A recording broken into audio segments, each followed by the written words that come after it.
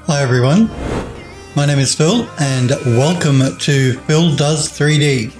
I'm a multimedia and 3D artist and I stream live on Twitch on Mondays and Tuesdays at 5 p.m. Pacific time in the United States, which is 10 a.m. in Australia, or 1 a.m. if you're in the UK. Do remember though, if you do miss the live streams, you can catch up and watch them at any time by clicking the videos tab at the top of my Twitch page. Smurfberry Barbecue, heyo to you as well, and Hellforge, good morning to you. Hellforge says, I was told there will be some hot fireplace action tonight. There will be some hot fireplace action tonight. You are correct.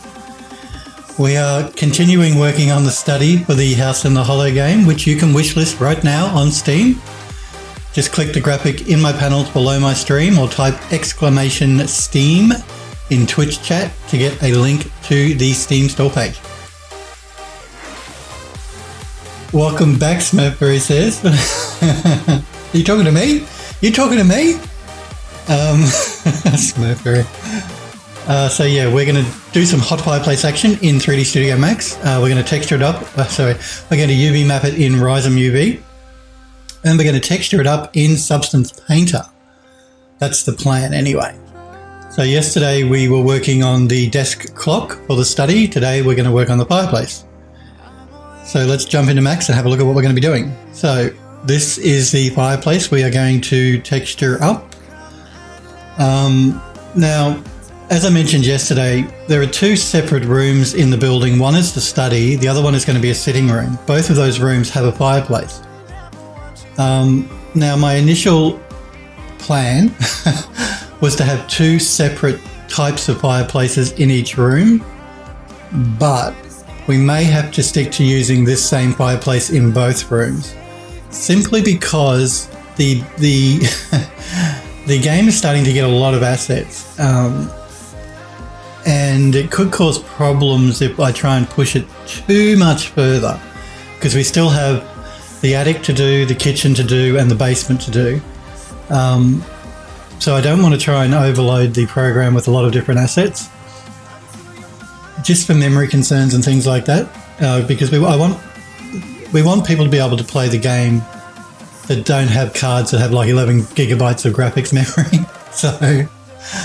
So that's, I'm probably leaning to using the same fireplace in both rooms, but we'll tackle the sitting room later anyway, because once we've finished the study, we're going to move back up to the attic. Once we've done the attic, we're either going to do the kitchen or the basement. I haven't decided which yet. Probably the kitchen, just to shut you off, because you're always saying, where's the kitchen? I gave you a bathroom, I gave you a bedroom, and you will get a kitchen eventually. Hellforge says, sweet, hope you're both doing well. I'm doing really well. Yep, it's raining here at the moment and it's cold, so I like that. Wet and cold. I like the wet and cold. One of those strange people. Let's grab a quick drink and then we'll start doing our work.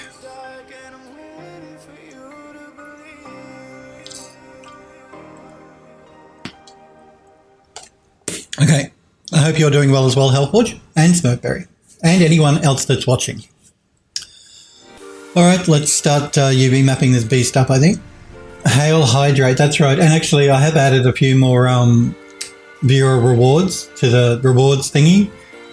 You can tell me to sit up straight. You can tell me to hydrate, which is me drinking coffee, by the way. You can suggest a poll. You can still silence me, as always. Or you can time out somebody else. I was a bit unsure whether I'd add that one, because I don't know, that's a little bit unfair to time out someone just because you're using your channel points, but it's there, and if you want to use it, I will do it, or Smurfberry will do it as a moderator. But I probably encourage you not to do that, really. It's a bit mean. I will be adding a couple of others, though, too, soon. I'll do one where I'll turn the music off for 15 minutes. For those people that really hate the music, and I'll also add one, as we spoke about a while ago, about having me play a game and we can critique the assets in a game for about a half an hour. So, Smurfberry says hats. Hellforge says, considering the whole continent was a blazing inferno not too long ago, I can understand why you want some cold. That's exactly right. Summer was awful in Australia, just gone. It was awful. Really hot weather for really long periods of time. Oh man, it was bad. Really bad. Can't sleep. That's the problem. I have a problem sleeping when it's really hot, and when it's cold, I can snuggle up under the doona and I fall asleep, you know, like that, like a light. Sorry if that was loud. So yes, let's start texturing, UV mapping this up. We have to UV map before we can texture. You see it's in pieces, which is how I'm going to UV map it, and then I'm going to attach everything after the fact. Then we're going to decide how we're going to texture it up and all that sort of jazz, but let's UV map it first. So convert it to an edit poly, open the plugin and send it to Rhizome.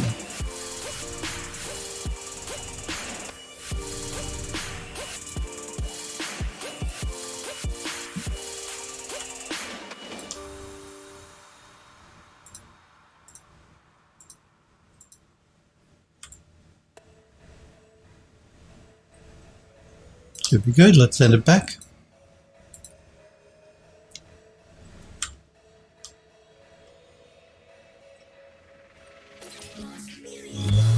Well, we'll leave him till the last because he's going to be quite a pain to UV map, so we'll leave the worst till last.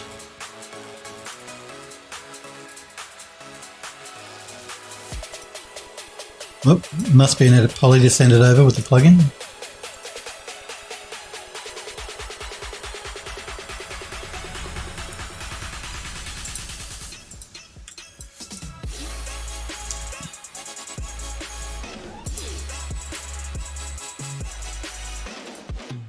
Going to do a bit of cleanup here. It's done a couple of cut lines where it really shouldn't have.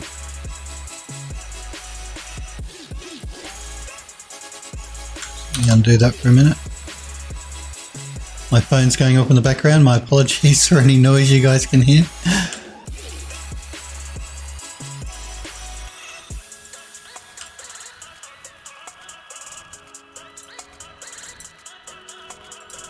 Now, for some reason, it's not letting me do a join there. I wonder why.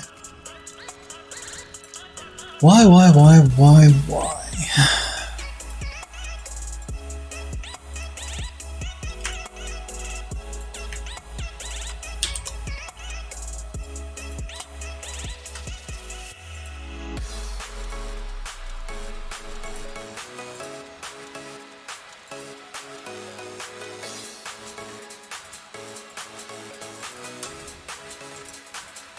Why let me stitch it? Why won't you let me stitch? You know what? We'll go back.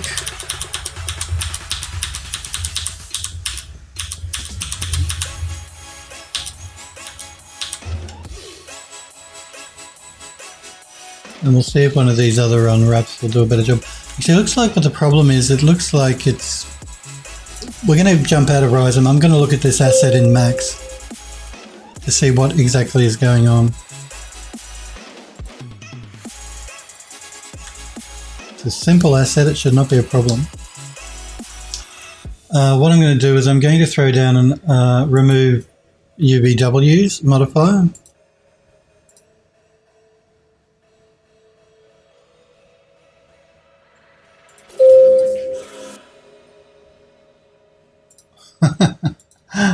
Okay, he wants it to be a mesh.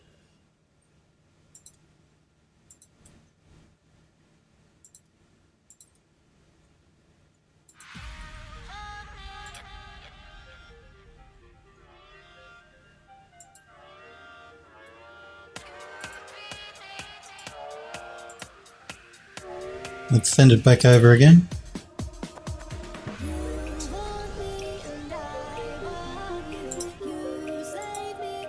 Still there though.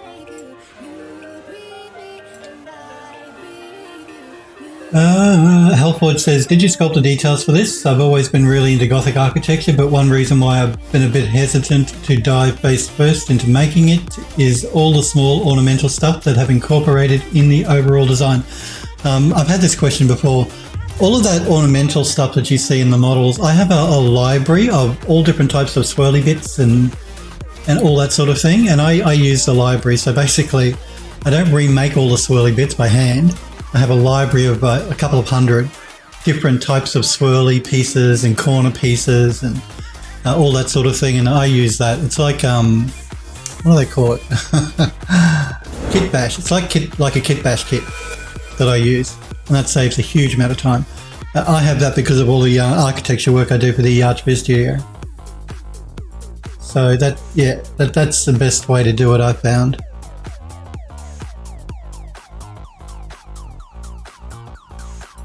It's not going to let me stitch this for some reason. I'm trying to work out why. It's not actually removing the UVs, so that's incredibly annoying. So I think what I might do is throw down a UVW map.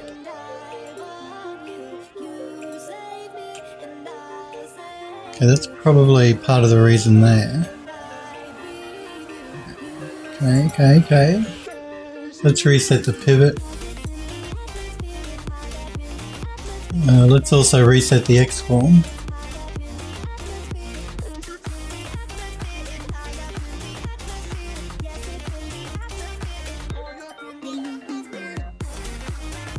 Collapse the stack.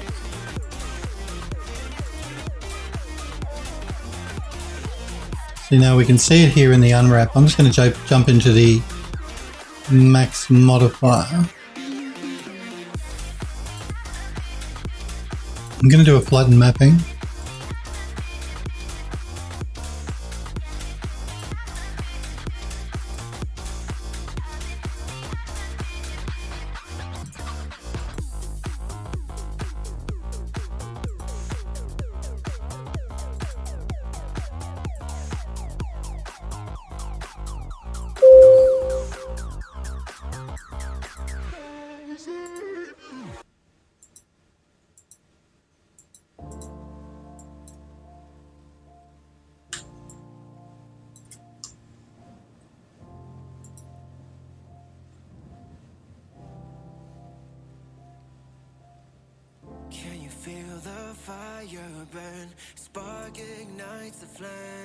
Yeah, same in Max. Max won't let me do it either. There's something going on with the unwrap on this mesh. I found the easiest way to fix this when I have these sort of problems with UV mapping where you can't actually remove the UVs for some strange reason is to export the mesh. It's going to do it to my desktop. We'll save it as an OBJ. Where is OBJ? We'll just call it anything, it doesn't really matter.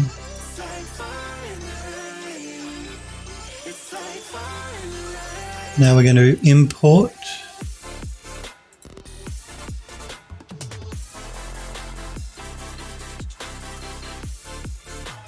Now, it's named the same thing, so Max is probably going to get confused. FBX is normally more of a problem than OBJ, so we'll see how we go. Okay. Max is smart, OBJ is smart enough to ask for a different file name.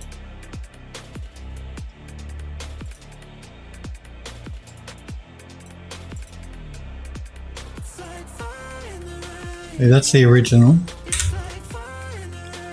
This is the new one that we just imported. Let's just reset our pivot again. And let's try sending this back over to Ryzen.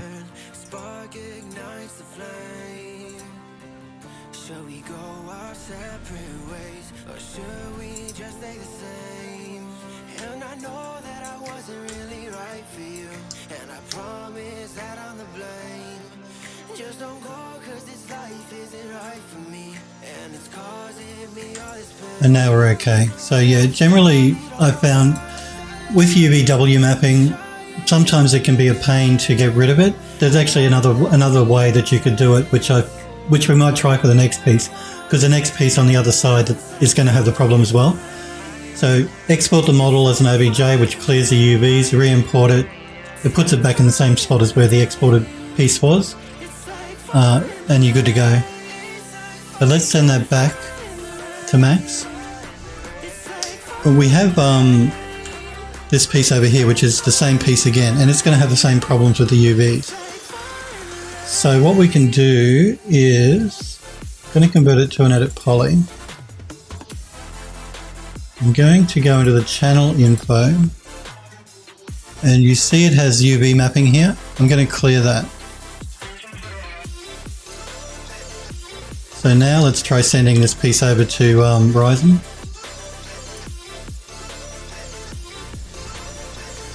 No, that's still there. Let me see if I need to collapse my stack.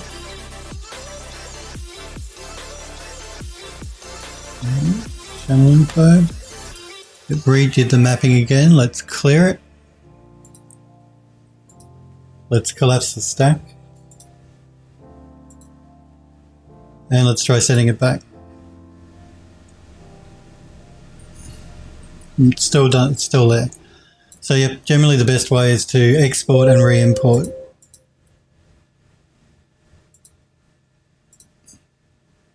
But what we might be able to do is I may be able to copy the unwrap from that one to this one. We'll see.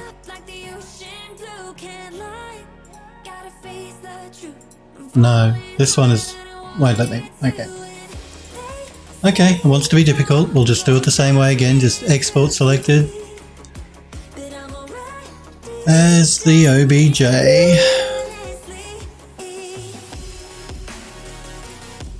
And then import it.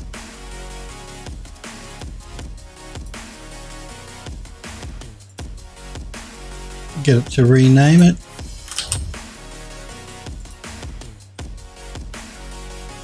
Find the old one, which is this one, and remove it. Send the new one over to Ryzen.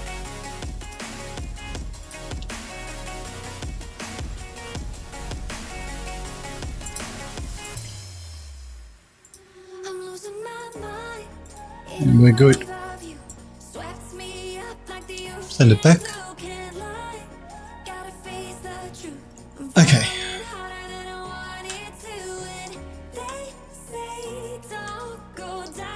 Let's keep going. Let's do this piece.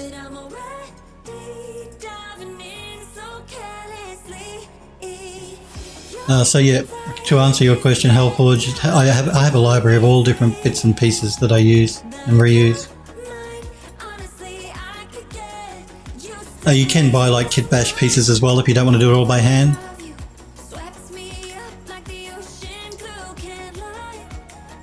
Let's try this one.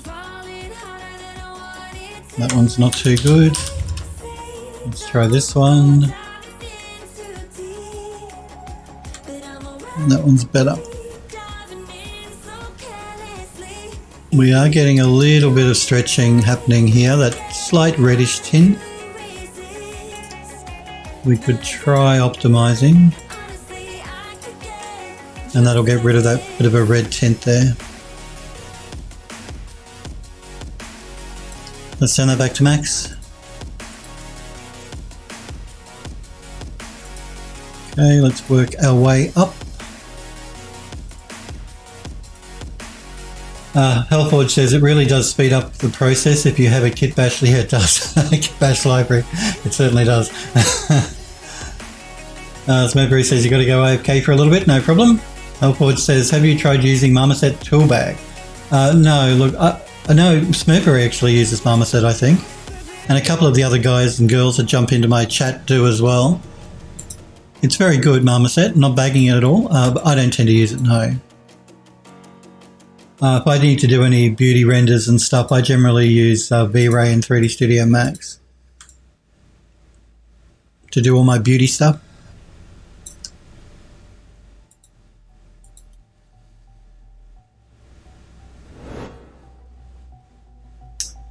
Old Man Twitches, thank you, subscribe. Thank you for the subscription, Old Man Twitches. I do appreciate it, guys and girls, when you do sub to the channel. So thank you, Old Man Twitches. You are awesome. Thank you for the sub. And welcome to Phil Does 3D. Don't forget too, guys and girls, if you do want to join the Phil Does 3D Discord server, you can click that link I've just popped into Twitch chat. that will give you an invite to join the Phil Does 3D Discord. There's a section where you can show off your work in the gallery, tutorials and tips section, and a link where you can place your portfolio or ArtStation links and that sort of thing.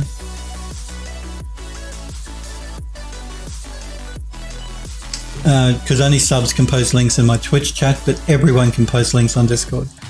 Hellforge says, alright, I heard a few people rave about how good the baking stuff is in oh no, I haven't tried the baking stuff in Marmoset. Right now I'm baking everything in Painter. I'm baking in Painter as well. I do occasionally use a program called Knald, K-N-A-L-D. It hasn't been updated for a few years, which is unfortunate because it's still a very good program. That has a good baker built in as well. There is another program called Mighty Bake, which does really good baking too. That's all it does. It just does baking, and it does it very well. But I tend to use Painter to do my baking if I need to. And I haven't used Marmoset for baking, so I couldn't really talk to how good or bad that is.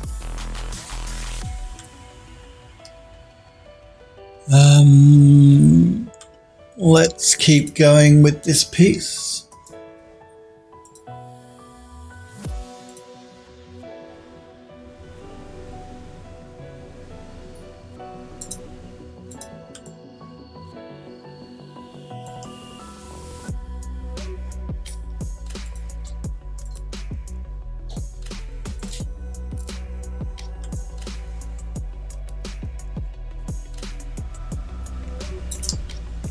Send it back to Max.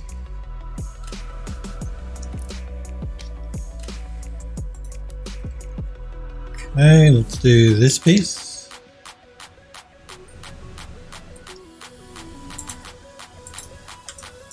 It's another one of those really weird shaped pieces of geometry. Let's see how it does. It didn't do too bad.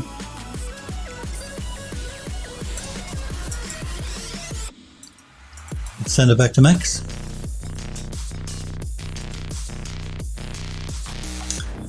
Okay, what's next? These pieces.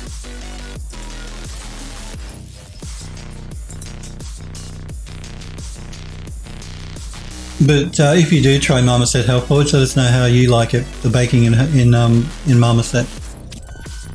Or we can ask Smurfberry when he comes back, because I'm pretty sure Smurfberry's used Marmoset.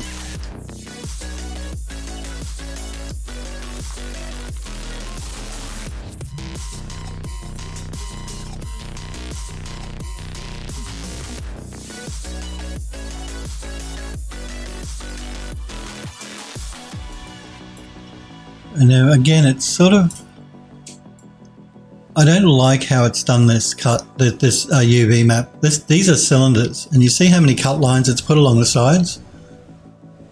That's not great. We can try and fix it up here in the program. We'll see if it lets us.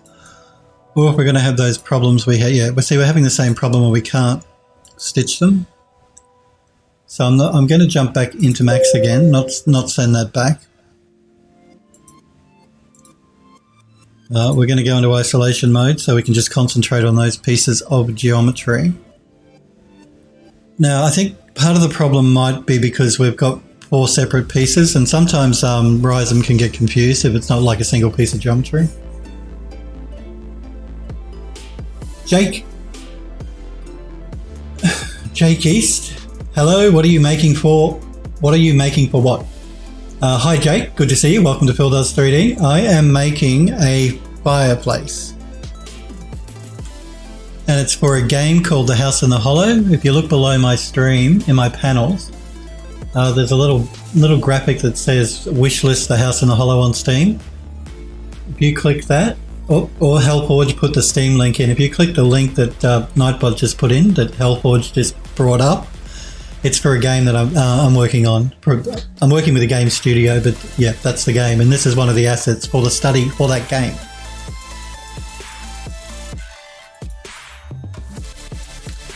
So what I might do with this piece is I might split it, I think. So I'm going to detach these pieces.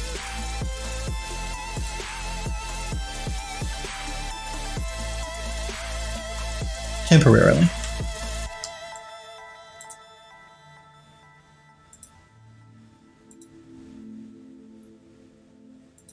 Now we can use Max's tools because it's just as easy, and we're going to do a cylindrical wrap with a cap.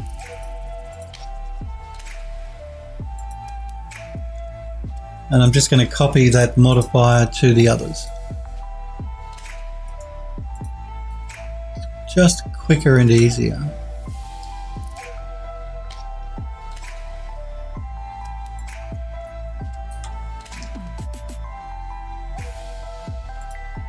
Oh, the sound of the rain outside. I love the sound of rain.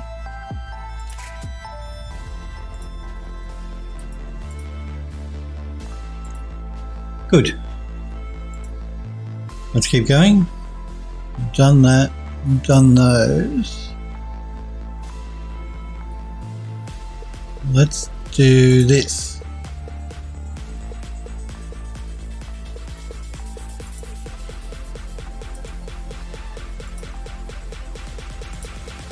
Send it to Horizon.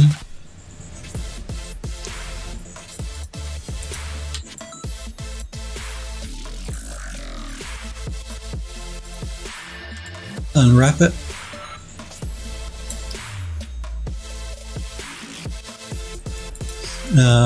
Yep, that's okay for the moment. Let's send it back.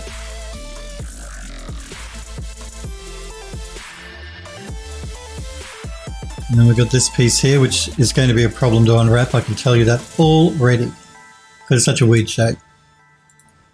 Let's send it over to Horizon.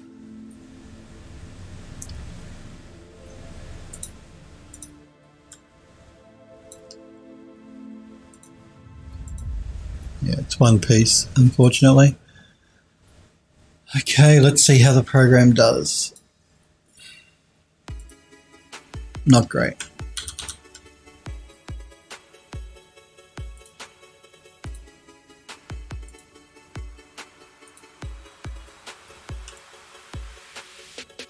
Not bad. I mean, it's not wonderful.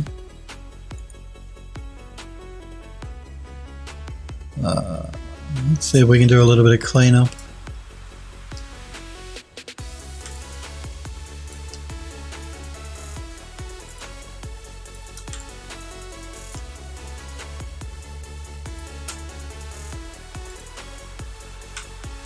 No, did not like that. Just trying to work out if there might be an easier way to do this. Let's just try a couple of the other algorithms before we settle on that one.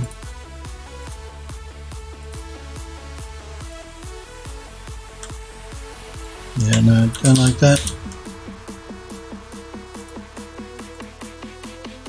And no, I certainly don't like that. And that one won't work. And that one won't. Yeah, I think this is probably... Oops, not that one.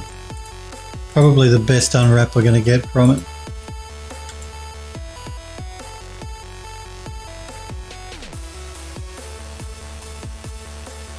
We could try breaking the mesh up a little bit in Max before we send it over.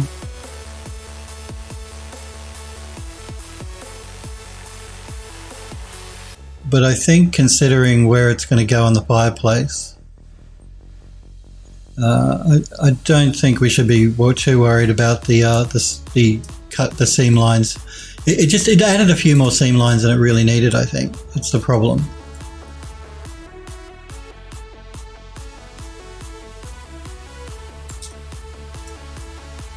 A few more seams, but because of where it is in the model, I really don't think it's going to be too much of an issue. If I throw an unwrap down, we can see where the seams are. They're sort of on the inside edge apart from the outside here.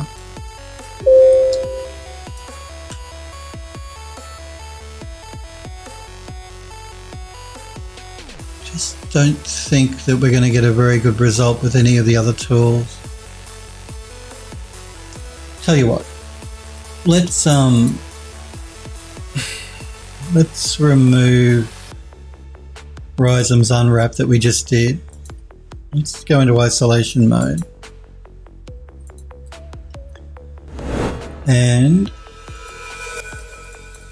Okay, we can't. I was going to say we could separate the mesh. We probably still can. Let's try doing that. So I'm going to go into face mode, and I'm going to remove that and detach it.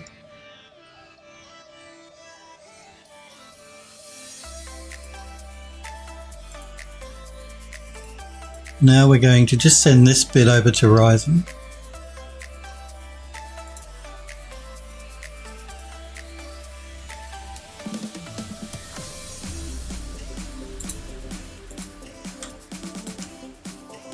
Let's try this one. No, I don't like that. Let's try this one.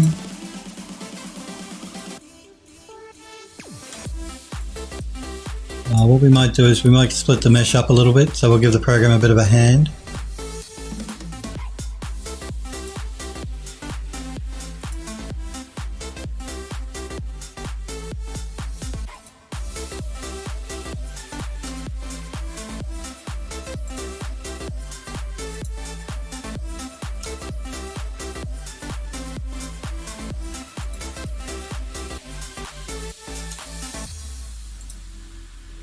Let's select everything, unwrap it, optimize it, pack it.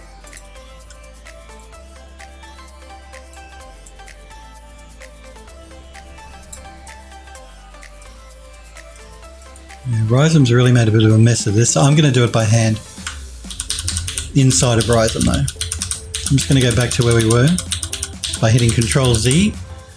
There we go. And we'll just do the unwrap by hand. No big deal.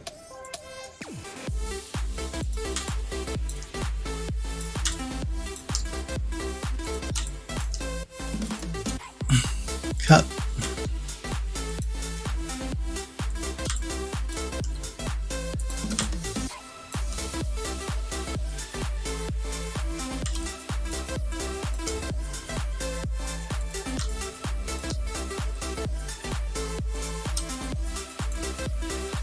We're going to do a cut down there. And around the top.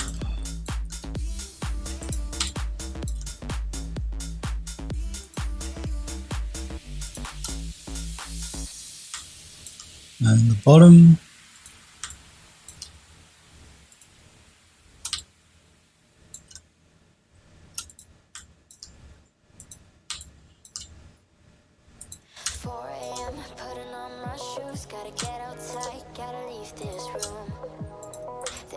And through the side. Sniper Echo, good to see you, buddy. How are you? I'm doing really well. Thanks for asking. I was saying to the guys that it's nice and cold and wet here in Melbourne today, which I like the cold, wet weather, so. But I'm doing really well. I hope you are too, buddy. I hope your project's coming along well.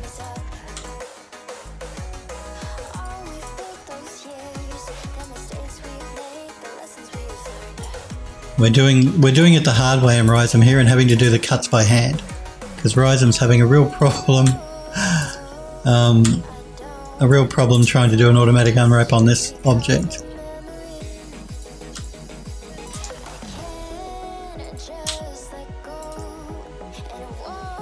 And you know how much I love doing UV mapping.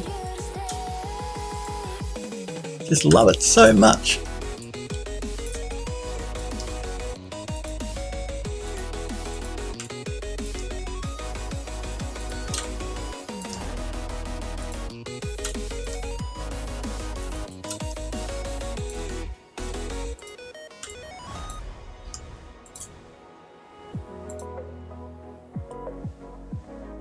Sniper says, yeah, we really need to trade locations. Is it hot there? Is it hot over there in Ireland at the moment? I guess you are coming into summer, you guys, aren't you, in the US and in Europe? Whereas we're going into winter. Thank God we're going into winter. Our summer was terrible. It was so hot, so uncomfortable. Will not like hot weather. I guess I live in the wrong place in the world if I don't like hot weather, don't I, living in Australia?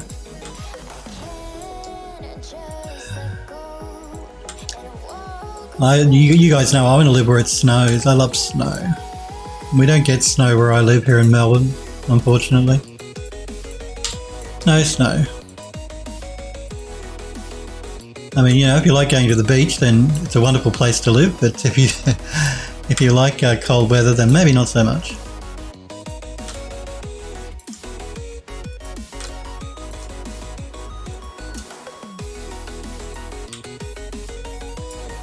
Okay, let's get it to do an unwrap, an optimize, and a pack. Okay, now what's it done here? Why has it done it?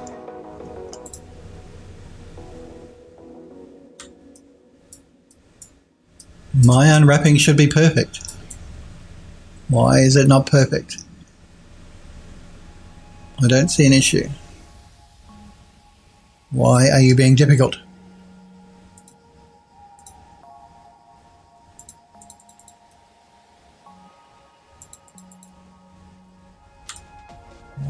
Why are you being difficult?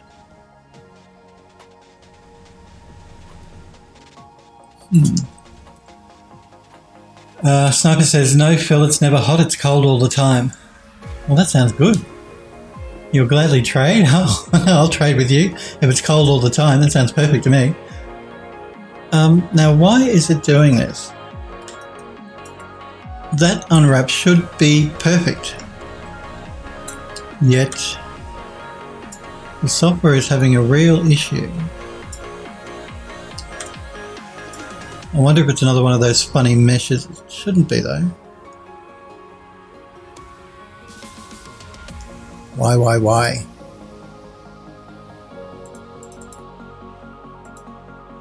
Oh, there we go. It was just a problem with selecting all the pieces at the same time. The program had a bit of an issue. I dare you suggest my unwrap was not perfect software.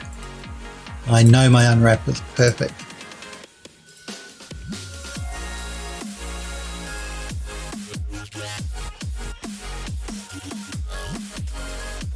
Mercury says, and I'm back. Hellboard says, the sniper, hard to say. I got maybe an hour or so of sleep and my internet is still falling flat on its face into a pit of barbed wire every 5 minutes. Hey, listen, I can relate. The guys will tell you, when I first started streaming on Twitch, and I live in Australia, of course, and we used to have incredibly potato internet. It was terrible. So my streams in the beginning, the internet was just shocking.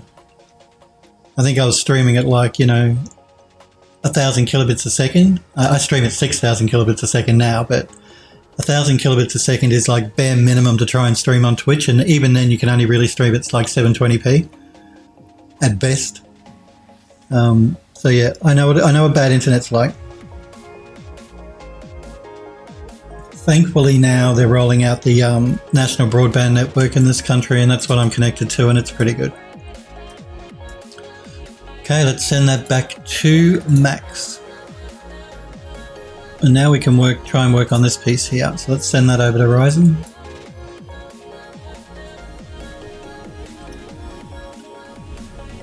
Sniper says, my day is okay. Potato internet at its best all the time. I know Android Last, his internet can be pretty bad too.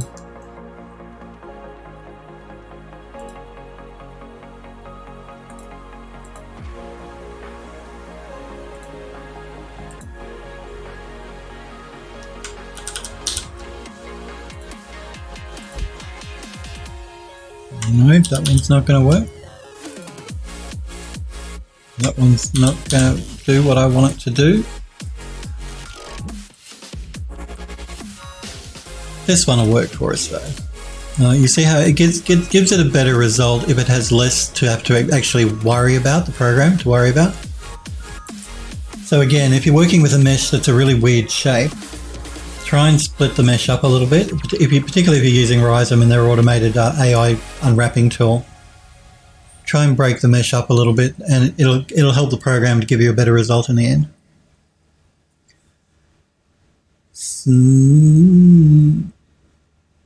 Hellforge says it's just the past week or so that it's gotten really bad. Normally I have pretty good internet. Could be Twitch as well. I think Twitch has had a few problems recently.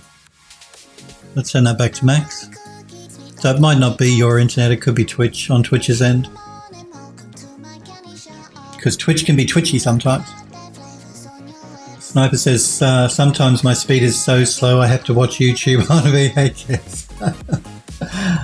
Oh man. Sniper Echo says to Smurfberry, hi. Zofo! Hi Zofo! Is that Rhizome? It certainly is Rhizome UV that I've been using to do the UV mapping. Welcome Zofo to Phil Does 3D. And we're working on a fireplace before you ask. And we're using Rhizome UV to do the texture mapping, and I'm going to be using Substance Painter to do the texturing. Zofo says, how do you like it? I love it. I love it. It's one of the best unwrapping programs I've ever used. The guys will tell you, my regulars will tell you, I use it all the time. It's great. It's great. I hate unwrapping a UV mapping. It's really important in 3D modeling, but man, do I hate doing it. So Rhizome is amazing. I love it. Love it. Love it. Great software. Zopo says hi to Sniper Echo. Let's keep going with our modeling. UV mapping, I mean, not modeling. Let's do the top, because why not? Send it over to Rhizome. Now again, I'm a 3D Studio Max user, and that plugin you see me using to send it to Rhizome is a free plugin you can download from the website that you purchase Rhizome UV from.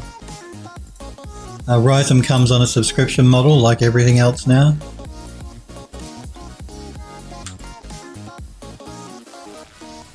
I don't know if you can purchase it outright. Maybe you still can, but I know it's subscription as well. You used to be able to purchase it outright. Hellforge says, nah, I know for a fact that it's my internet. I look at the bottom right taskbar where the icon for the internet network connection is. It shows us offline. Although that doesn't mean that Twitch hasn't been twitchy as heck lately as well. Yeah, I was reading on Twitch support that they had some problems yesterday, I think. Although my stream seemed to be fine. I didn't seem to have any problems yesterday. But other people were complaining. But Twitch be twitchy. You know what Twitch is like. Smurfberry says, Marmoset is life. Because, yeah, I thought Hellforge was asking about Marmoset, and I know that Smurfberry uses Marmoset. So he's the best person to ask about anything Marmoset related. Let's go with this piece here.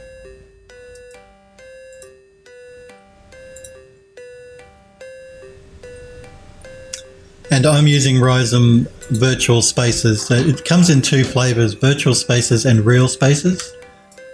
I'm using Virtual Spaces because I'm basically texturing up assets for a game. So, no, not that one. Let's just see if we can get a better result with one of the others.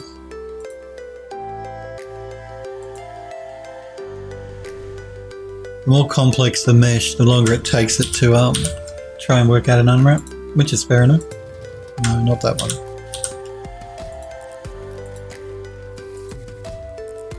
No, not that one.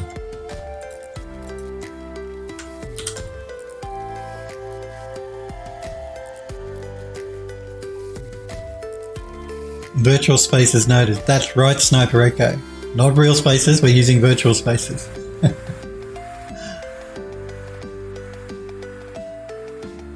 I think the best result is probably going to be this one. Again, it's a strange piece of geometry. It has a bit of detail carved into it. It's not just a flat piece of mesh, so it is quite complicated to try and unwrap.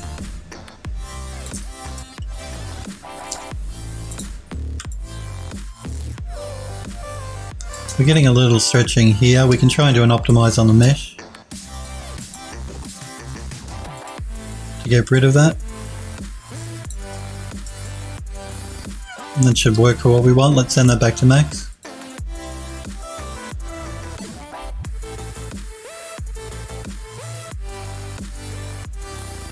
Okay, let's keep it consistent and work with the same piece on this side.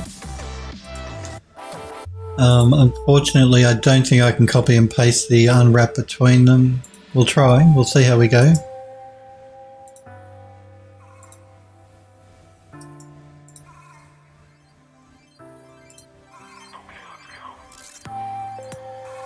No, did not like it. That's alright, we can just send it over and do what we just did. Can't hurt trying. What do you got to lose? This one, I believe. And we do an optimize. And send it back. Okay. Let's work on these pieces.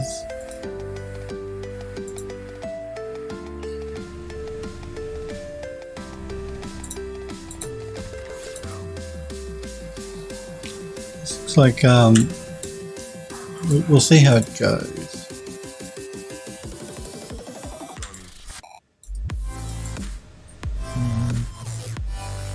Okay, should be all right.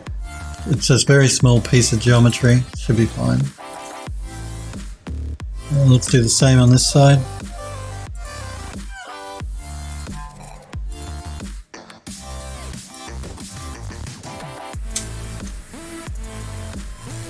Android Lust, good to see you, buddy. How are you?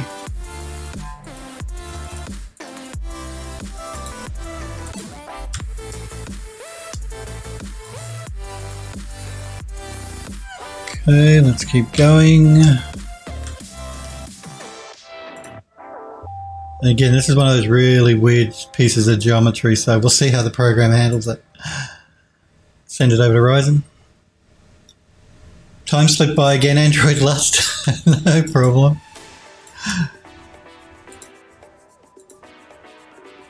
You make it here in the end, that's the important thing.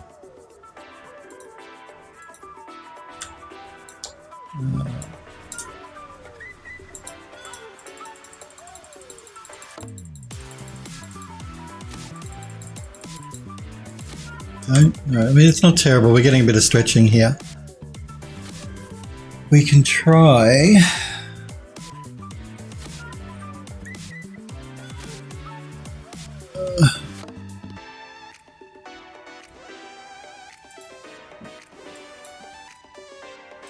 We can try making some adjustments manually.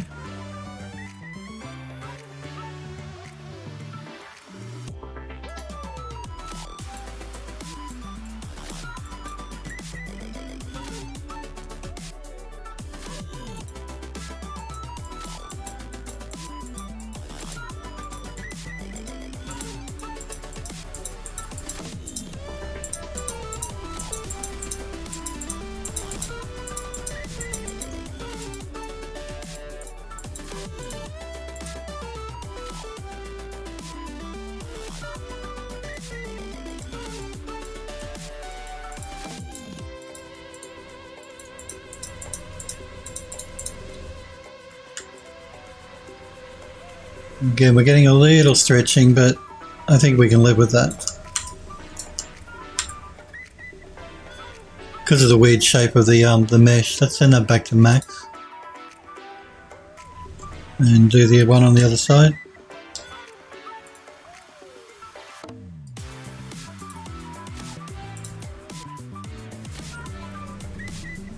Smoker says, short video under 4 minutes. Painting happens from minute 1 to minute 2. They're talking about Marmoset. Zofo says, is textile density easy in Ryzen? Yeah, pretty much. Yeah, it is. It's just as easy. And I actually do my packing in Max to get the textile density correct. But it's just as easy in Ryzen. They have really good tools. I just prefer to use Max to do a pack. That's just personal preference more than anything.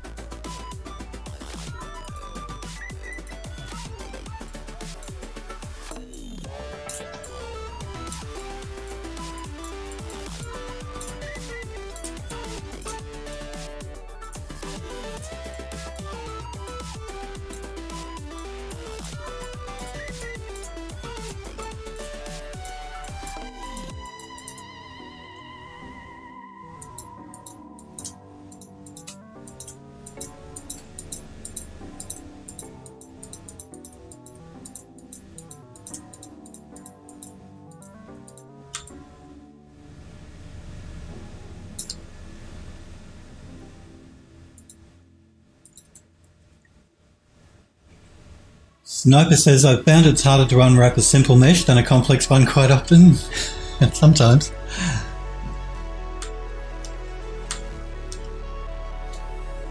Sniper says, several packing tools stress out with simple geometry I have found. Well, that can be the case. It can be something simple can cause the program to lose its mind as well, for sure. I'm just going to go into isolation mode and attach these pieces together so we can unwrap them as one piece. These are simple geometry. The program hopefully should be okay. Let's send it to Ryzen.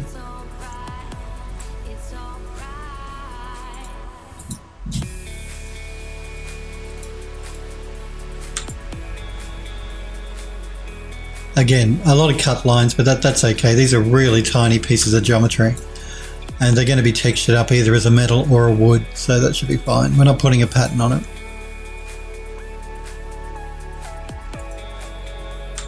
Let's do the ones on the other side so that we stay consistent with what we're doing and we don't forget some pieces by mistake.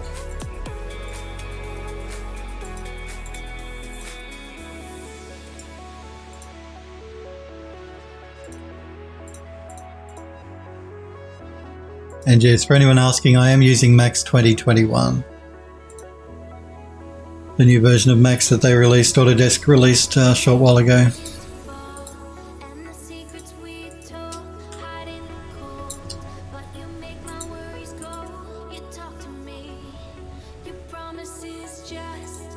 So far it's been okay. I mean, this is Autodesk and this is Max, so you know Max is prone to crash. But so far it's been behaving itself, it's been pretty good. But I've only used it since yesterday, so let's send that over to Ryzen. Hellforge says to Smurfberry, thank you. Because they was talking about Marmoset.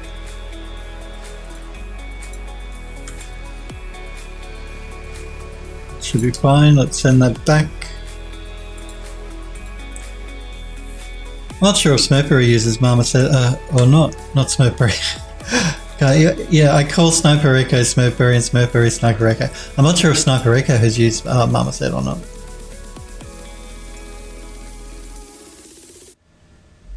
Sniper says, I've been using Max 2021 today quite a bit. Cool. What are you stable for? Yeah, it's been stable for me as well. I like the improved viewport. I like the new bake tools, bake to texture tool. I like the new PBR materials that you can pull in, the new PBR shaders. They're very cool. So yeah, there's a few cool things here in the new version of Max. And they have made improvements to the viewport as well.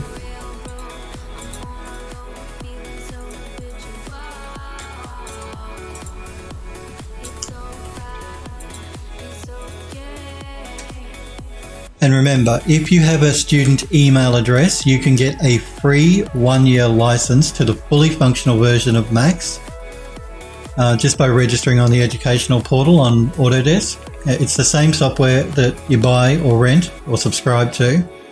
They give you a license for 1 year for free. You just need a student email address. And also, if you are an indie developer and you want to buy it because you don't have a student email, because the student version you can't, it's fully functional, but legally you can't use it for commercial work. But they have an indie license as well, which they're rolling out to the rest of the world. Initially it was only like the US, Australia, New Zealand and maybe the UK. But now they're expanding that to the rest of the world, and that's $250 a year to use Max. So something to keep in mind if you do want to use Max. And yeah, but remember, Blender is completely free. That's free 3D software that you can download and use, and that's very good.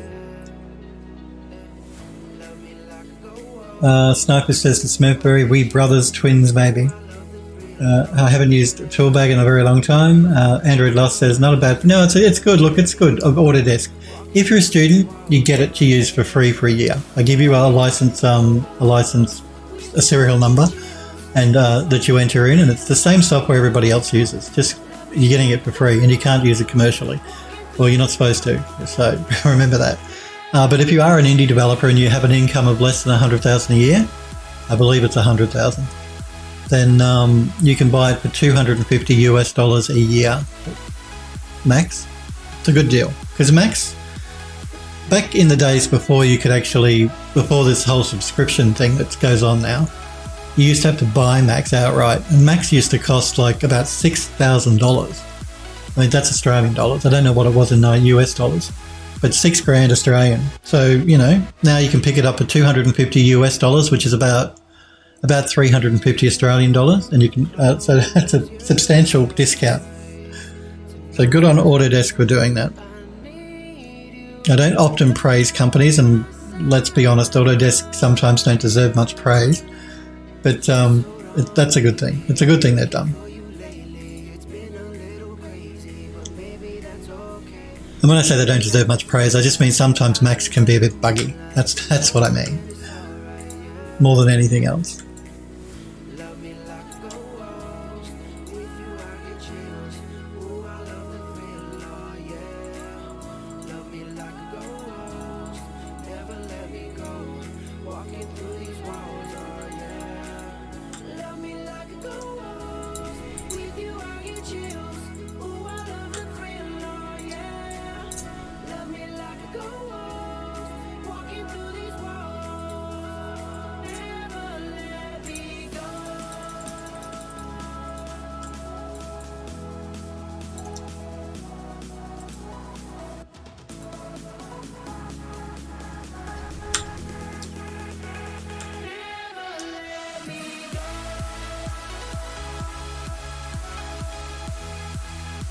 Sniper says the one thing I was disappointed with in Max was the viewport today compared to Eevee, that is. When I was using Blender 2.79, I hoped for the max quality viewport.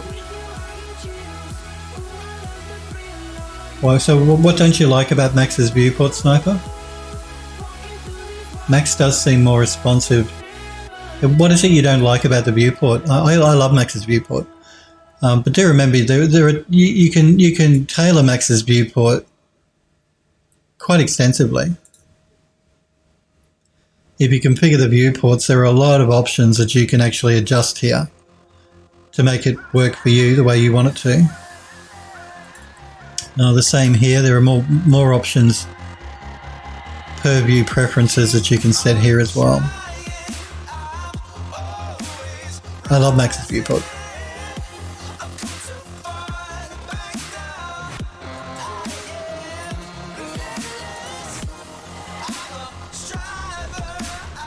And I find it very responsive. Provide you make sure you're running in DirectX 11 mode in the preferences, not DirectX 9.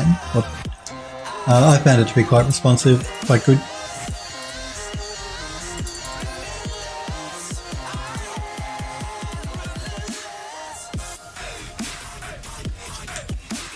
The new version now as well has, I don't know if I've got it turned on for this. Let's have a look.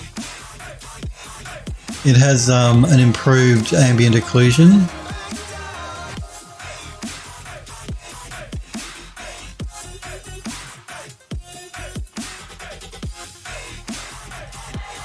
Aggressive.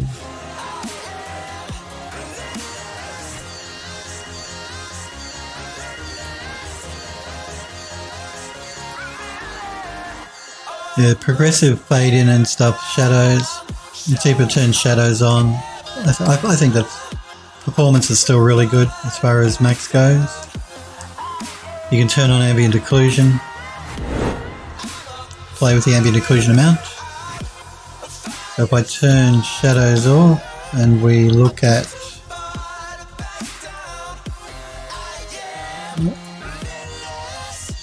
why is maybe the occlusion max override?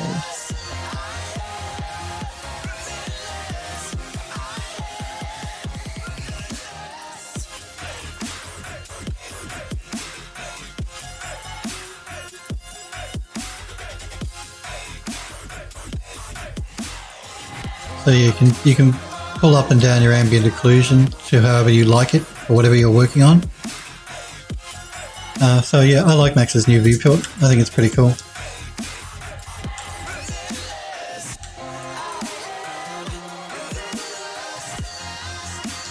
I don't tend to use ambient occlusion when I'm doing modeling works. I find sometimes the shadows can get in the way of what you're working on, but it certainly helps to make the model look better in the viewport.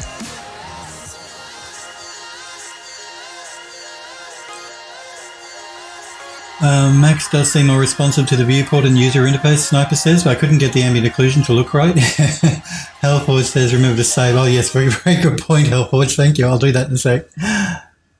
Sniper says, sorry, Android Lust says, it's a good reminder, very good reminder, and I had forgotten, because I turned autosave off, as you guys know. Sniper says, responsiveness is way up from what I used when I used it last. I think my issue with it so far has come from my lack of understanding with the software, to be honest. I'm just going to actually go back and turn that back off, because I don't want ambient occlusion and shadows, because it gets in the way while I'm working.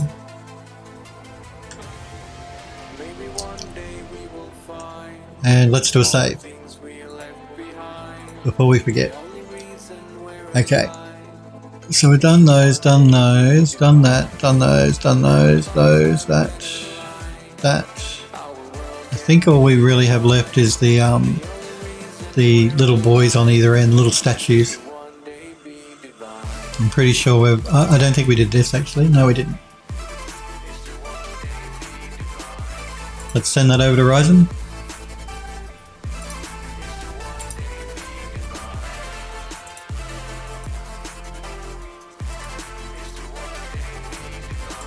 Do a bit of an optimize. Bit of stretching, but we can live with that. Okay, now I think we might have done everything. That's been done. Those are done.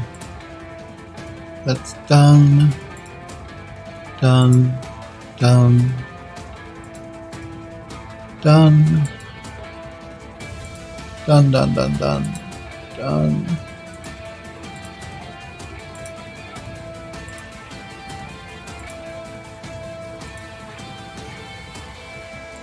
Okay, let's tackle these. Let's just jump into isolation mode for a minute. Now,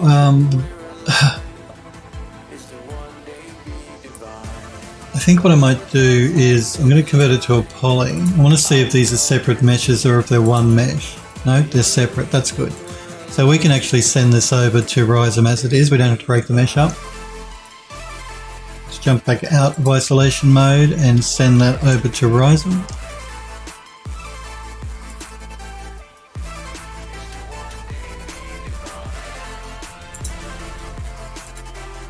And let's go into object mode and start texturing these up. So let's isolate that.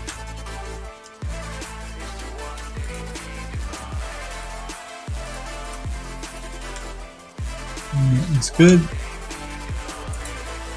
Let's choose the one on the bottom now.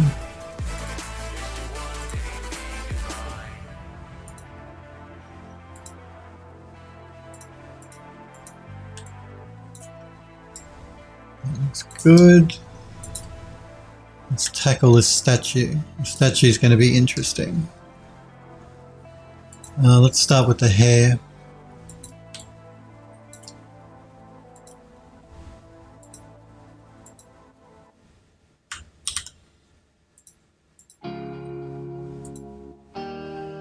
No.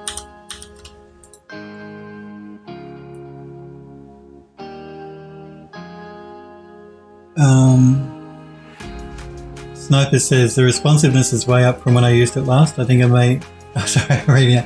Zofo says Ryzen does a pretty nice. Does a very nice job. It's really good software. If you're one of these people like me who really hates unwrapping UVs, I can recommend Ryzen UV. I've used a lot of different software to do unwrapping, UV mapping. Before I used Ryzen, I used to use a piece of software called Headus UV Layout. It's HEADUS. And that's very good as well, but man, the interface looks like it's something out of the 1980s. It's really terrible. The interface on it's terrible. This is a nice, clean interface. It has really good algorithms to do the unwraps. It does it very quickly. I can't fault it. Ryzen is my favorite unwrapper. No muss, no fuss, that's right. It is. It's very good software. And remember too, like I've told you guys, the unwrap tools in Max, in Autodesk 3D Studio Max, years ago Max actually bought the rights to use some of the tools that the guy that wrote this software created to do, and they incorporated and they added that inside of Max's unwrap. But that was a few years ago now.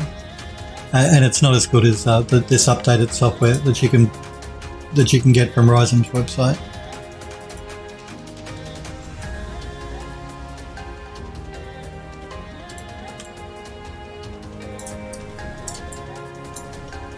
Now I know that this has split this up quite a lot, but you're not going to be able to get a great result on something that's sort of like complicated, a mesh that's quite this busy. So even though we have a lot of splits, I don't think we're going to get a better result. We can try. That's the other great thing about the software. You can sort of try different things quickly and easily. So actually this actually is probably a bit better. We're getting a little stretching happening toward the back of the head, but it's a better unwrap. So we'll stick with this one. And the back of the head you're not going to see, it's facing the back of the fireplace, so we can live with that.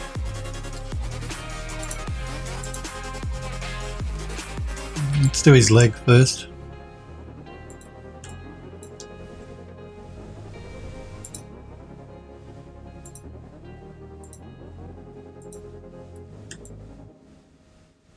Again, I'm getting a little stretching happening at the top of the leg. We could try and optimize.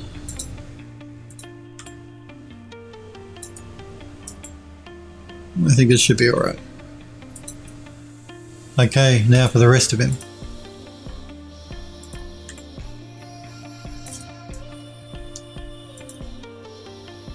This will be a good test of the software. And it didn't do a bad job. We are getting stretching happening. We can try and optimize.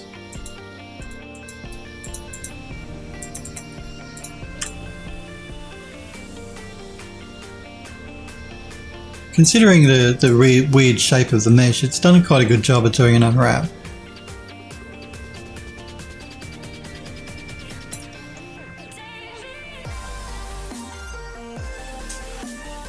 Sniper says Max UV tools are really, yeah, no, Max's tools are good. You don't have to use any external program unless you're lazy like me.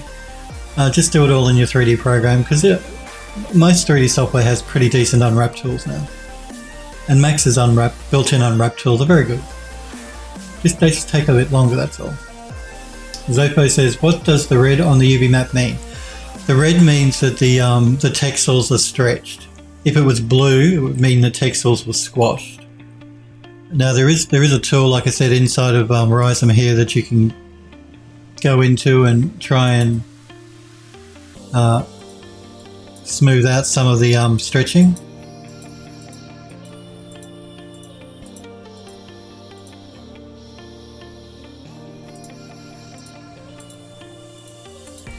And it generally does a pretty nice job.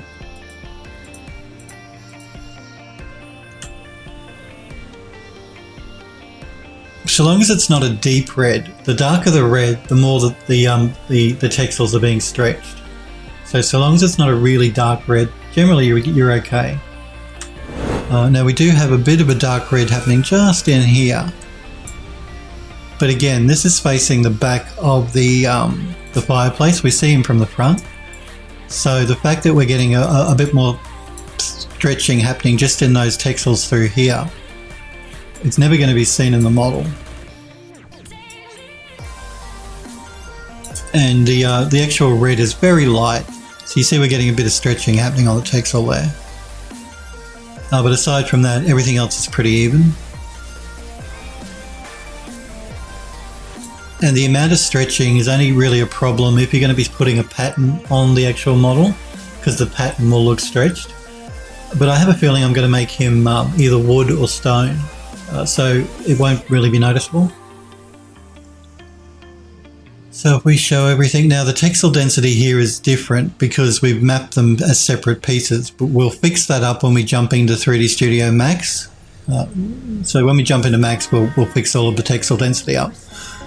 So I'm going to send it back to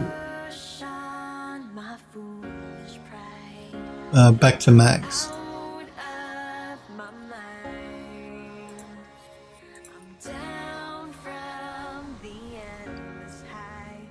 And we're just going to do the same for the one on this side. I wonder if it'll be quicker for me to copy and paste. It might be. And so instead of me redoing what we've just done again, if I just grab him, hold the shift key down and duplicate it. Then we use the mirror tool.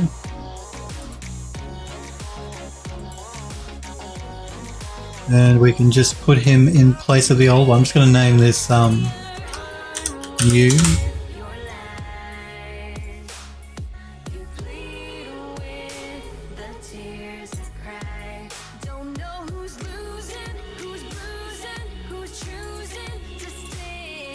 Try and select the old one and delete it. Good. So now I think we've actually completely UV mapped everything. I'm pretty sure we've done it all. We'll find out in a minute when I actually add a checker pattern. So let's do a quick save. We're going to save it as a new revision number. So revision 3. So we can go back if we need to, and I'm just going to attach everything together. So I'm going to collapse my stack. And let's just start attaching it all.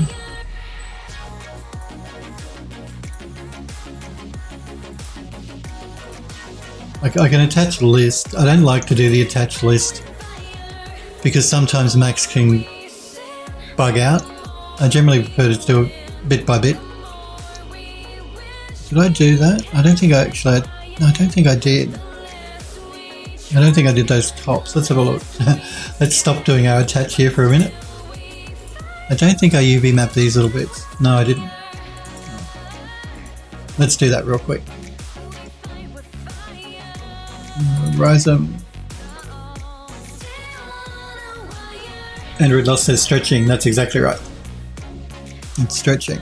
And if it's blue, it's squishing. Stretching or squishing. Now, again, this has got those UVs on it that I really don't like. Let's try and see what the unwrap on it's like. Yeah. Look, it's not terrible, but I don't really like it. I'm going to jump back into Max. We're going to do our little trick we did before. We're going to export the mesh. We can just save over that one. We're going to re-import the mesh.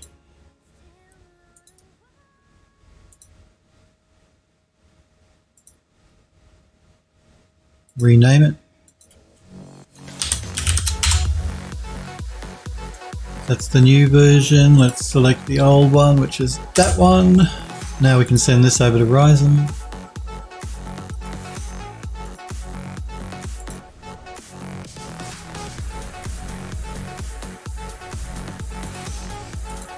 Now we have clean UVs. Let's try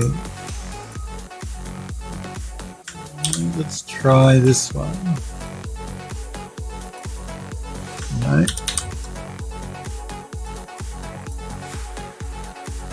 No.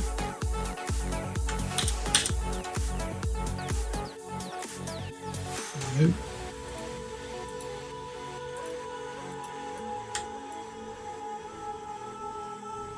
Again, it's a weird shape to try and UV map. It hasn't done a bad job. We do have a seam line through the middle, which isn't great, but considering the shape, I think we'll be okay. Let's just try and do an optimize.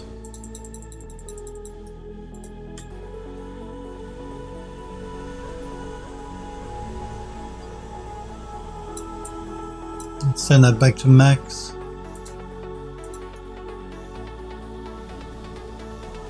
And we've got one on the other side. Let's export.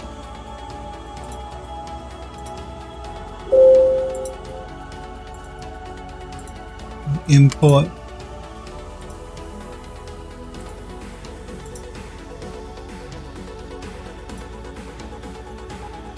Again, we'll call it new, so I know the new one is the new one. Delete the old one. Make sure it's an edit poly. Send it to Horizon.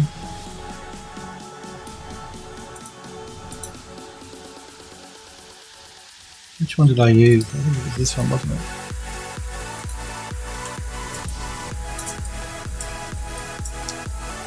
Let's do an optimize. And send it back. Smurfberry says, and in my red is compression and blue is stretching. Yeah, it's the other way around in Ryzen. Red is stretching and blue is compression. You can change all of that in Ryzen, I believe. You can change the colours to whatever you want them to be.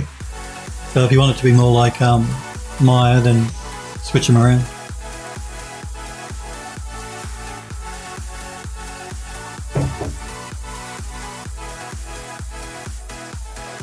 And Zopo, I think it looks like you've jumped on the Discord server. Cool. Again, remember guys, if you do want to join the Phil Does 3D Discord server, just click the link I've popped in Twitch chat. It'll give you an invite link to join the Phil Does 3D Discord. There's a section where you can show off our work in the gallery.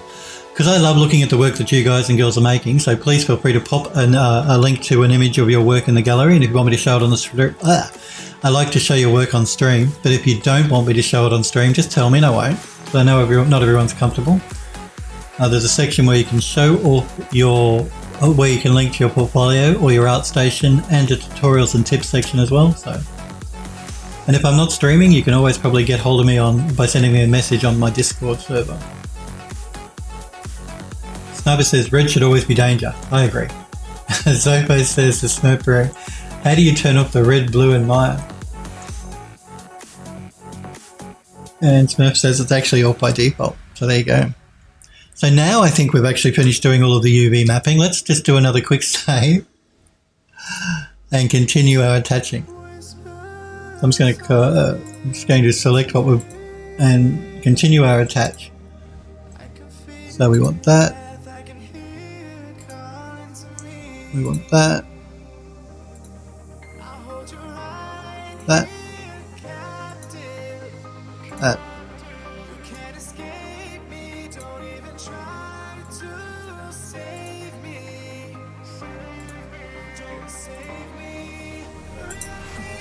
We have to I've got to try and think about how we're going to texture this up. Which bits are what, whether it's wood, whether it's marble, all that sort of jazz. We'll do that in a minute. I'll think about that in a minute.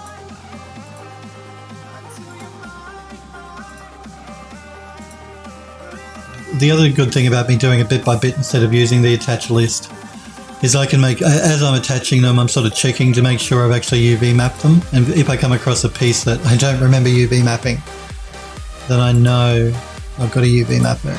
It's just a good way for me to double check I've actually UV mapped everything.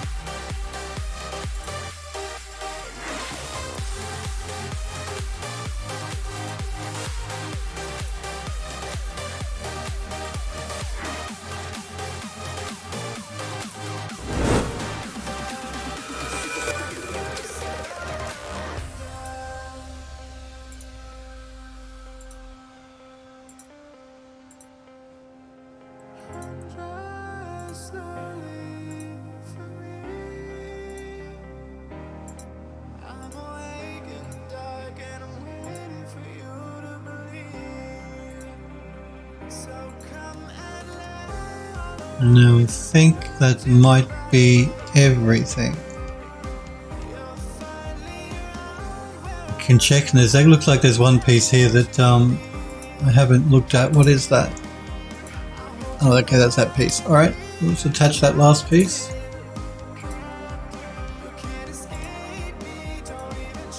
And we're going to call it fireplace.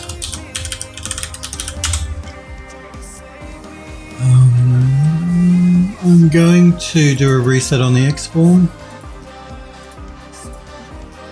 I just like to do it to make sure everything's copacetic. What else do I need to do? Reset the export. That's right. I want to check the texture now. So I'm going to have a look at what it's doing here. Let's get rid of those. Let's throw down a checker.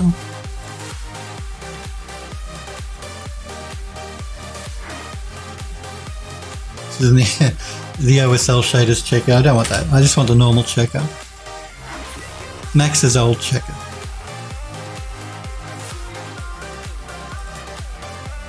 And we'll do a tiling of 30 by 30. Just going to make sure that's assigned to the model. And before I do check the checker, I'm going to do an unwrap UVW because we need to do a pack on the UVs because they're all going to be overlaying each other. Like so.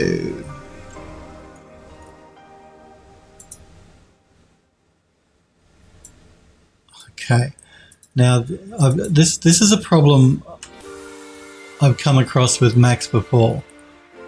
And it's this figure here. When we copied it over, we did a copy and paste. Max did not copy the UVs, which is really annoying. You can tell because you can see the UV seams here on this version of the statue, but not on this one, the one that we mirrored. Now there seems to be a bug in Max, where if you use the mirror tool, it won't copy your UVs. And the reason I've discovered that is because I can see here that the statue is not UV mapped. So that's a little bit annoying. So what I'm going to do is I'm going to jump back to the earlier version. Thank God we have that earlier version saved. We're not going to save that. All we did was an attach, so we aren't losing work. But I'm going to go back to the earlier version where everything is UV mapped. Good. Seeing that here's you. You're not unwrapped. How can that be? Okay, this one is unwrapped, the other one isn't.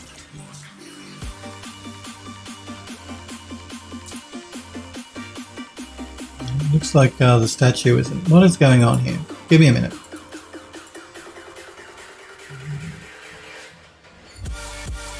I'm going to throw an edit poly down. I'm going to just do a detach on these two pieces.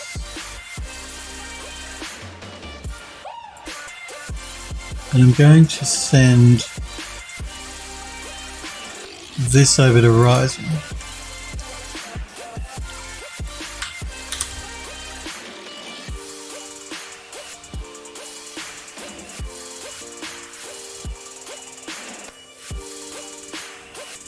Android Lust says, I generally just use the checker map to see stretching, although you can do both at the same time. I use it to check textile density, to make sure textile density is even over the model. Android Lust says, that would seem annoying. It did in the previous version. Yeah, it did. It's been like this in the previous versions of Max right back to about 2018. Every time you use the mirror tool, it doesn't copy the UVs. It's something Autodesk really should fix. It gets really annoying, really tiring really quickly. I forgot about it. I've run into the problem before. I should have double checked. It's nothing new. It's been a bug in the software for quite a while.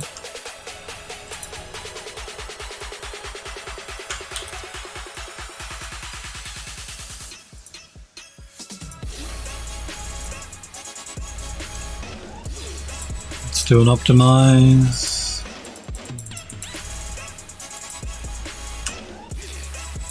I might just do a bit of a paint out on the stretching.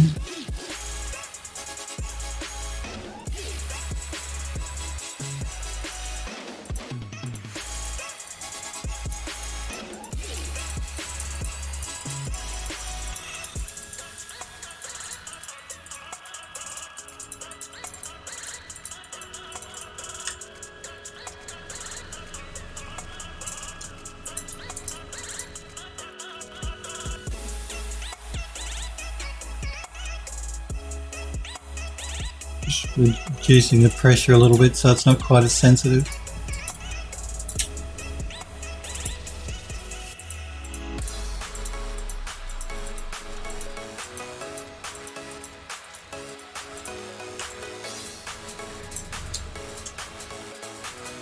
Send it back to max.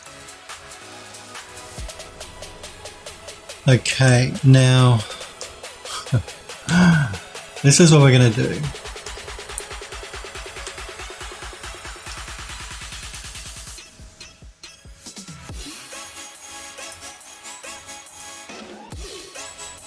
Just this one is UV mapped, the other one isn't. So I'm going to select everything and I'm going to get it to do a pack.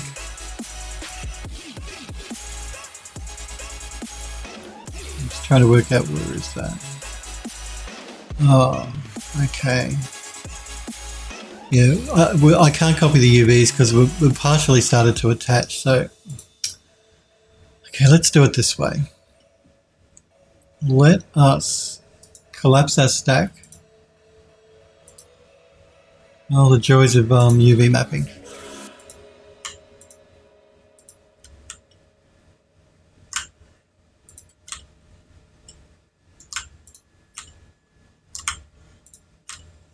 And I'm going to detach this piece. And I've just got to detach these two as well. So detach this.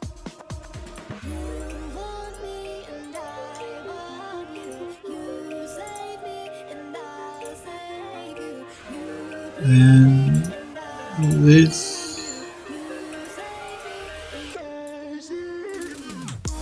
The back side of that, that's what that is.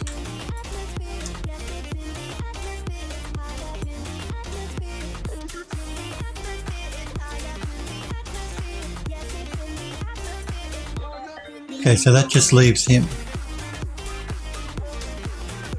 Let's move our pivot back to the middle. Just going to remove that for the moment. I'm just going to make sure I have only the right bit selected that I want. And that is right.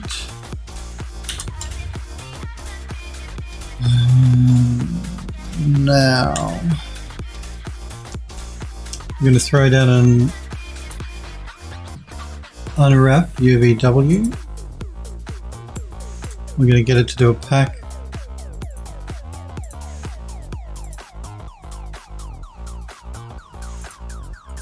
Now, let's do this again. I'm going to select the model and duplicate it by holding down the Shift key.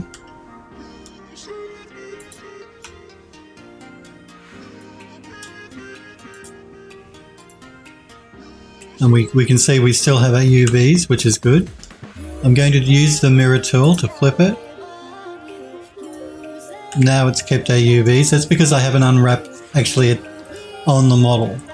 So if I tried to do it and I didn't have an unwrap UVW applied before I use the mirror tool, Max will lose its mind and not copy the UVs. But if you throw an unwrap modifier down before you use the mirror tool, Max will keep the UVs.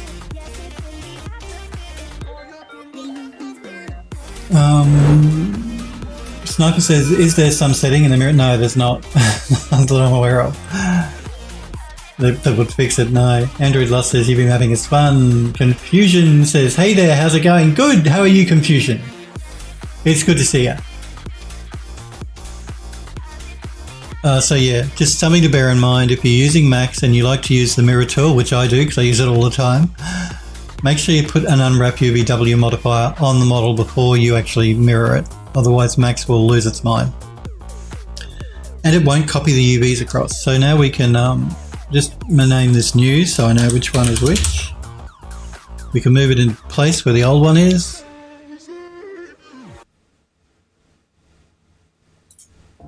And we can delete the old one.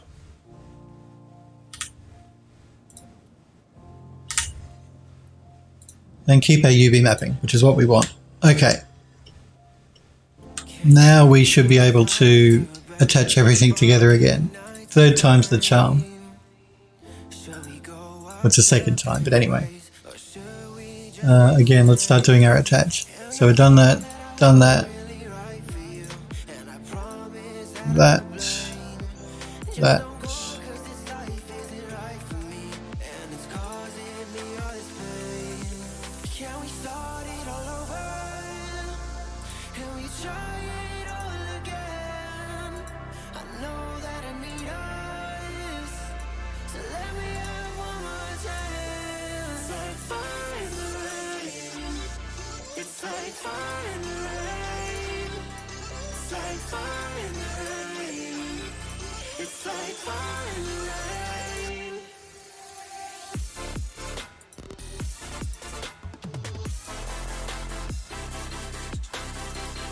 Again, I'm doing it not using the attach list in Max because sometimes that can cause Max to lose its mind.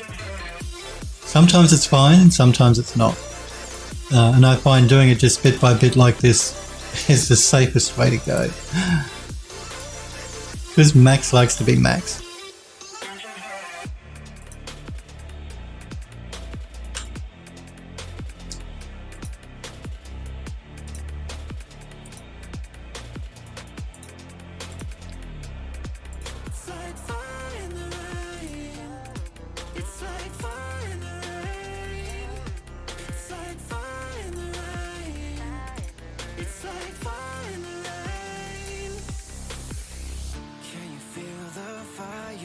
Okay, now there is one shape that I'm missing because I can see in my list over here there is this, which is that. So that should be the last thing we need to attach and then we should be good.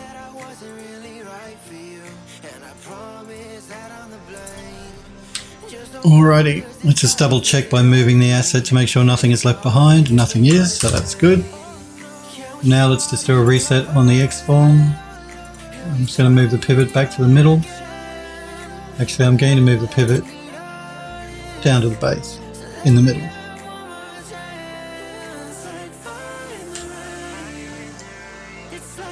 Now we will do a reset on the X form. Collapse the stack.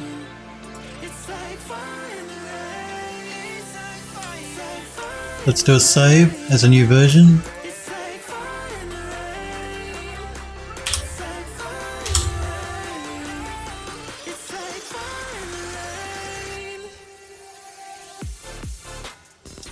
So I'm doing good though, confusion. I hope you are too. Oh, hang on. What? Somebody's gone hydrate. Ah, okay. You've used one of your rewards.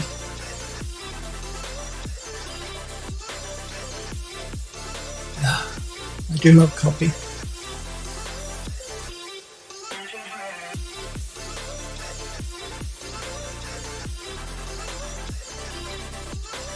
So yes, there are a couple of new rewards that are there. I will add a couple more soonish. And Android Lust used the one to make me hydrate, which makes me take a sip of coffee. But that's okay. I like coffee. Alrighty, let's look at our textile density now.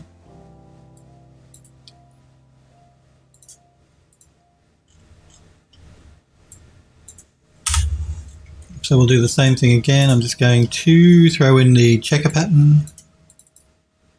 Tile it 30 times.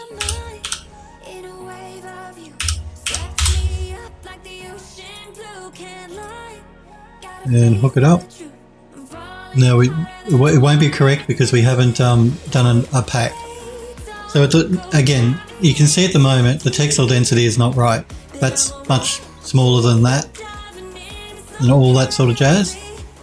So let's fix that up now by throwing an unwrap UVW down and getting it to do a pack. Make sure everything is there. Got to zoom right out to see if any pieces have been put off to the side. And then we're going to get Max to pack it. Might just take Max a second. And now you see, let me turn off seams so we can see it better. But our textile density is even all the way through the model. And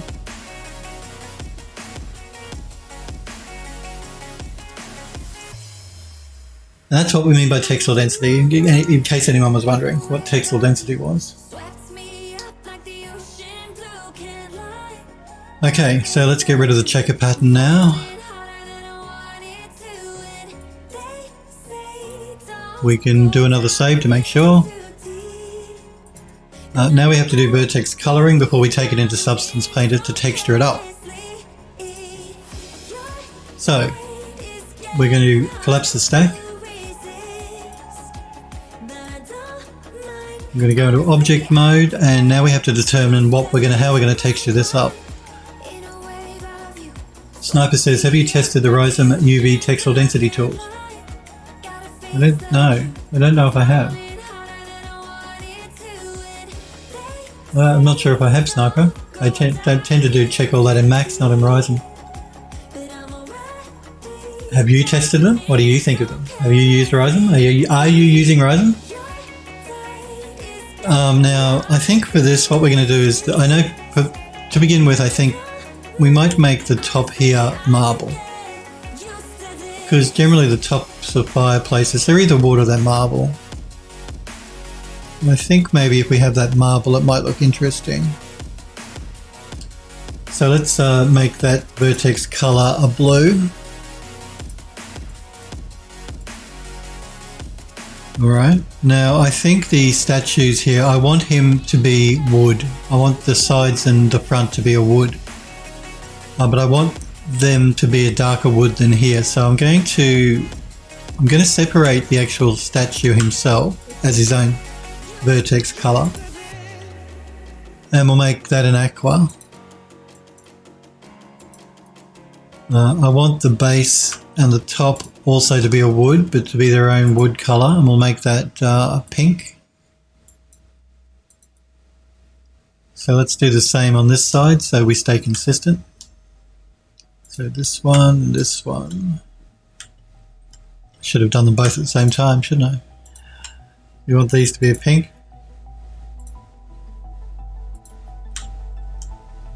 And we want him and him. What colour did we say? Did we say aqua, I think, didn't we? I think that's right. Okay. So, now I want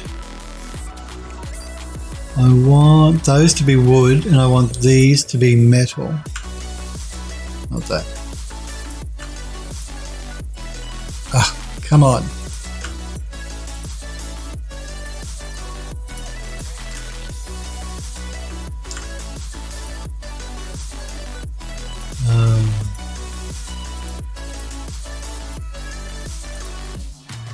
So those, and these, I want to be a metallic material.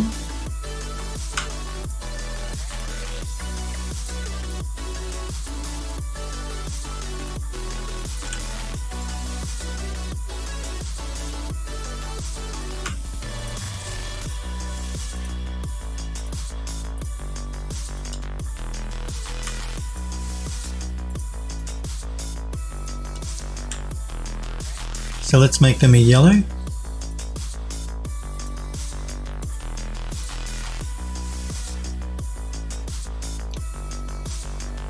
Sniper says, yeah, I've used Rhizome quite a bit for certain objects. Something I find I can unwrap faster manually, but I'm playing around with the textile density stuff. You know, I haven't actually played with the textile density stuff in Rhizome. I really should have a look at that as well at some stage. Sniper says, it seems to do just as good a job as Max to be. Oh, I'm sure it does. I'm sure it does a great job, because it does a great job at unwrapping stuff, so I am sure it does a wonderful job. And I actually should play around with it too at some stage, like I said, when I get a bit more time. I think with this one through the middle, we're going to make that... what will we make that? I'll come back to that. So this I want to be wood.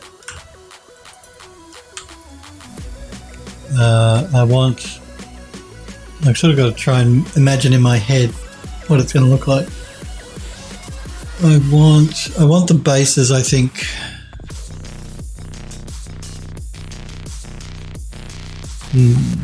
I want them to be the same color wood as this. Yeah, I think I do. I think I want that and that to be the same colour wood. And that to be the same colour wood. So let's make that, I don't know, let's make it a green just for the sake of being a different colour. And then the borders I want to be a different colour wood.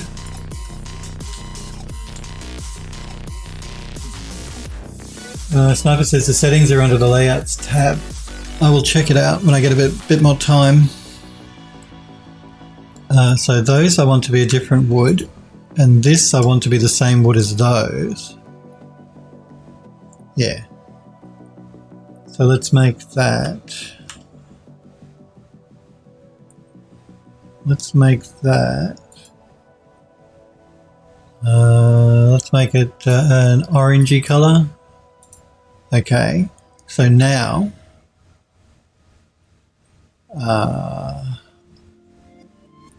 we have these pieces here.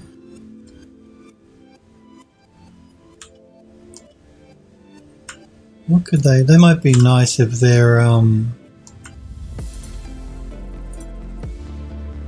maybe a metallic colour, just to be a bit different. Might be interesting. Maybe.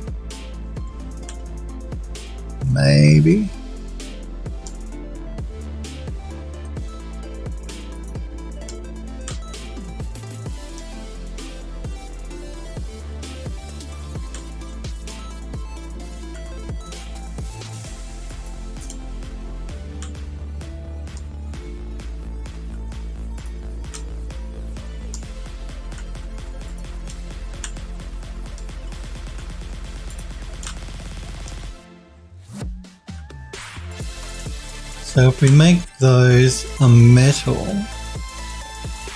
so let's make that, let's make it a purple. So that leaves these. So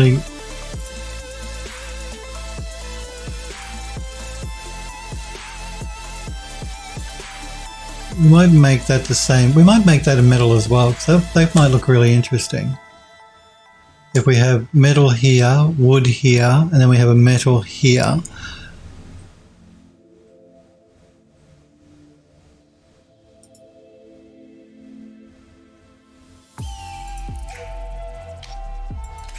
Okay, what I'm going to turn vertex coloring on so I can see what I'm doing. Okay, so if we select that border, we'll make it the same metal as this, so we'll pick this color. It sort of helps it's easier to visualize sometimes just by turning vertex coloring on. Okay, so we got metal, we got wood, we got a different colored wood. These bits here, I guess they should really be the same color wood as here. Yeah, I think so. So these bits and these bits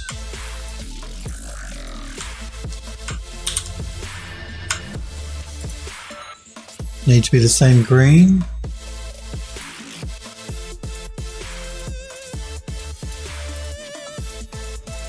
Okay, and that leaves these pieces down the bottom, which can also be a metal, but we'll make it a different metal. So let's make that, I don't know. I'm trying to find a color that we haven't used. Let's make it a really bright green. And then we have this piece and this piece. Now these are where the fire is, so I guess they should really be a marble, because if it was wood it would catch fire. Generally the interior of a fireplace is either brick or, usually it's brick, but it could be a marble. So let's make those bits. They can be a marble, I think.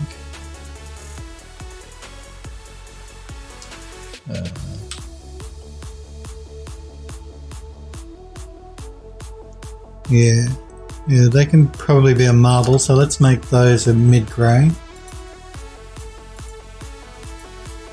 And that leaves here, which is the actual interior part of the fireplace itself, well, not that bit. That could either be a marble or a brick, so we'll decide that when we jump into Substance Painter. So let's make that, I don't know, let's make it a really dark green. And then that leaves this, which can either be, it could be wood or it could be tile. So why don't we say maybe when we jump into Substance Painter that that's going to be a tiles, some sort of tiles. I'm just looking at, I'm just thinking, I'm wondering if I should maybe pull that forward a bit so we don't have it actually inside the fireplace there at all.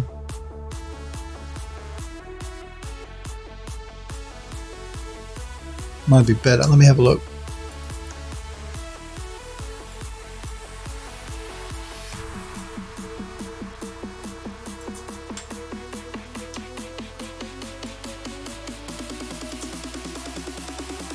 Sniper says, Phil, did you ever get the time to experiment with OpenVDB? No, I didn't. I did not get time. It's built into Eon View now as well. You can use OpenVDB models in View.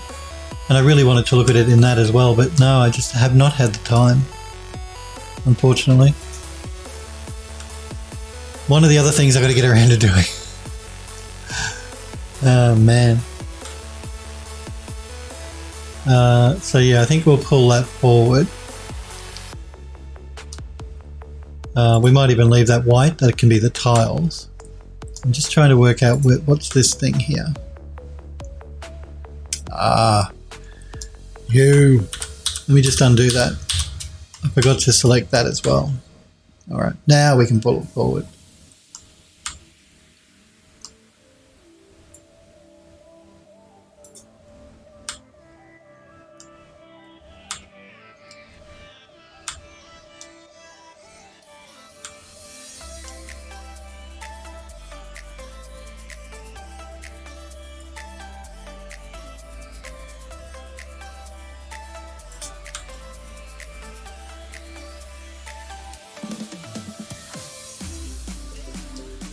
Okay, so that's the tile, and that means we need to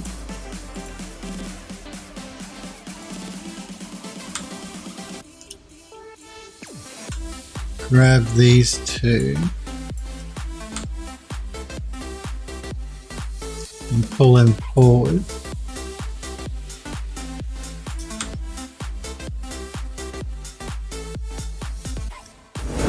Okay, and then that means, so if the white is the tile, the oranges are a wood, the purpley colour is a metal, then that means we want this to be a wood as well. A different, maybe coloured wood, different type of wood, so let's make it, I am running out of colours. Let's make it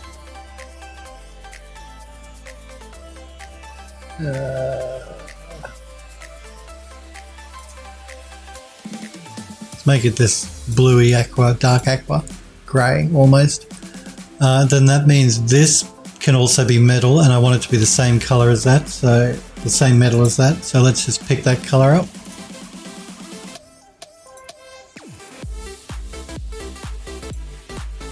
And then that leaves this piece in the middle here. Now, do I want that to be a metal or a wood? Let me just check. I think that's the only piece left I've got to decide on. So I'm going to jump out of vertex color mode so I can get a better look at the model.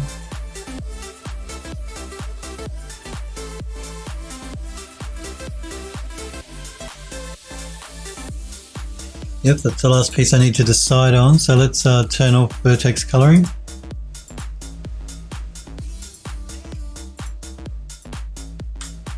And we're going to decide if we want these scrolly bits to be wood or metal or something else.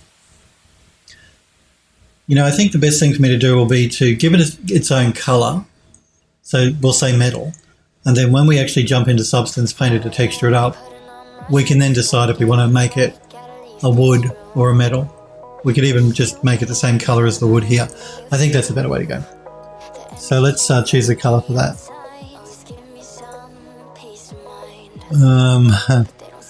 What color have I not used? Let's go with really dark red, I guess. Burgundy. So now we should be all vertex colored up. Burgundy, grey, white. So marble, tiles, wood,